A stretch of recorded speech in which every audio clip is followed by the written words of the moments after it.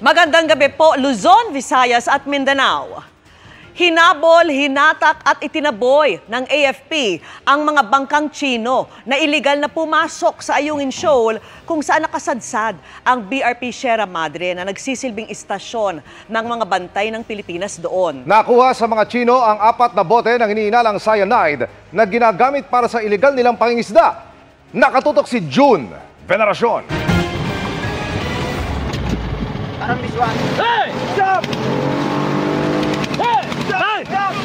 Sinita ng mga tauhan ng Armed Forces of the Philippines ang mga mangingisdang Chinese na pumasok sa Ayungin Shoal nitong Biyernes ng gabi. Pero hindi sila huminto kahit pa nakadikit ang inflatable boat ng mga sundalong Pilipinong nakaistasyon sa BRP Sierra Madre. Kaya humantong ito sa maaksyong habulan.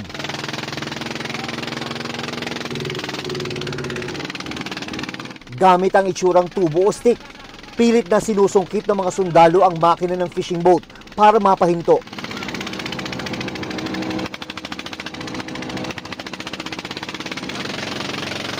Sunod na pinuntirya ang galon na tila may kargang krudo o gasolina.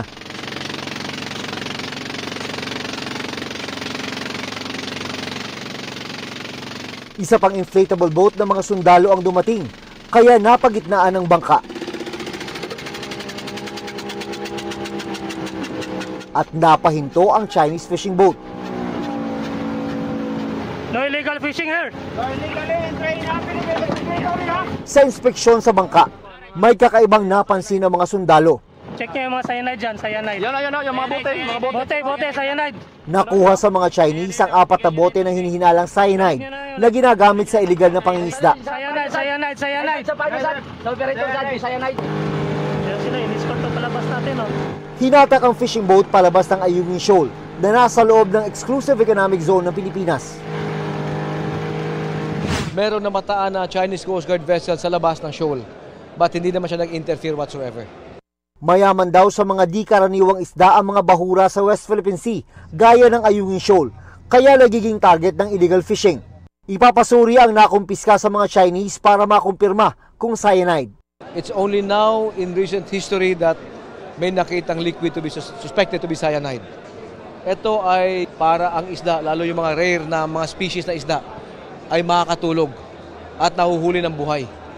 So yung mga rare species, mas mahal ang market value nito. Kung tutuusin, pwede raw sanang arestuhin ng mga sundalong Pinoy ang mga mangingisdang Chinese. Pero mas minabuti nilang itaboy ang mga ito para raw hindi makompromiso ang seguridad ng BRP Sierra Madre na tumatayong outpost ng militar sa Ayungin Shoal. Kung hinuli mo yon, inapprehend mo yon, papakainin mo, iakyat mo sa barko, that was the foremost consideration. Na pag pinaakyat mo, makita nila ang loob ng Sierra Madre. Para sa GMA Integrated News, June Veneracion, nakatutok, 24 oras.